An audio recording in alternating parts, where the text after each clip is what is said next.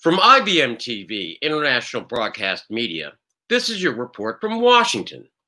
Ruth Bader Ginsburg will lie in repose at the Supreme Court on Wednesday and Thursday, and on Friday she will become the first woman in history to lie in state in the U.S. Capitol in National Statuary Hall.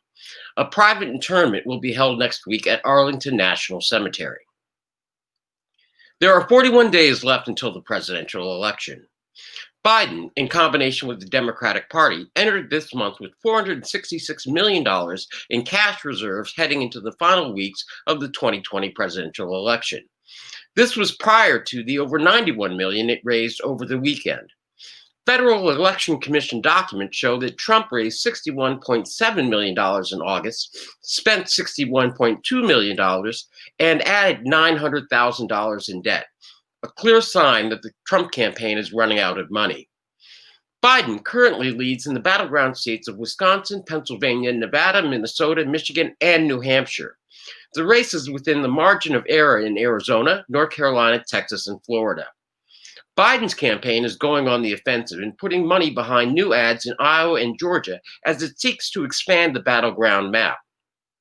Separately, Biden attacked Trump over the coronavirus pandemic. Campaigning in Wisconsin, Biden said, quote, "We hear him privately say this is a deadly virus, far more deadly than any flu. But that's not what he was saying to us publicly." Continuing, Biden said, "Publicly, he told us it was just like the flu and it would disappear in the warm weather, just like a miracle. It was all a lie. He knew it. What's his explanation? He said he didn't want to see the American people pandemic. He didn't want to panic them." End quote. Biden said, "The fact is, Trump panicked. The virus was too big for him." Trump, for his part, has provided a pre-recorded address to the UN General Assembly today. Trump indicated that his remarks will attack China over the COVID-19 pandemic.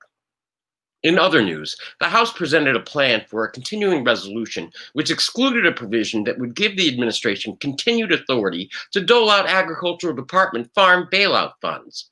The Republicans plan a fight in the Senate. The government runs out of money in 9 days. The airline bailout package ends in 10.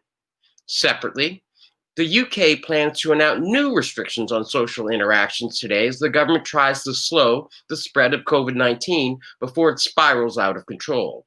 Also, in the Netherlands, they begin reimposing restrictions in its battle with COVID-19. Also in Europe, the European Central Bank President Christine Lagarde announced that the European economy is rebounding, but that the recovery remains uncertain, incomplete, and dependent on containing the virus outbreak. In the United States, the financial sector was hit hard Monday following a report alleging that a number of banks have continued to profit from illicit dealings with criminal networks. The report compounded a massive sell-off across global markets because of COVID-19 and the resulting economic damage. In a sign of the times, a Massachusetts man installed an electrified fence in his front lawn to prevent people from stealing his Trump campaign signs. In all, 6 have disappeared. Local law enforcement officers are investigating. Finally, the current COVID death toll from Johns Hopkins University is over 199,890 American souls lost and 965,294 global souls lost with no end in sight. That is your report for this day, September 22nd, 2020, from IBM TV, International Broadcast Media, smart television for a smarter global community, from dictatorships to democracies around the world. Good morning, good afternoon, and good night. I'm Bill Trezevant.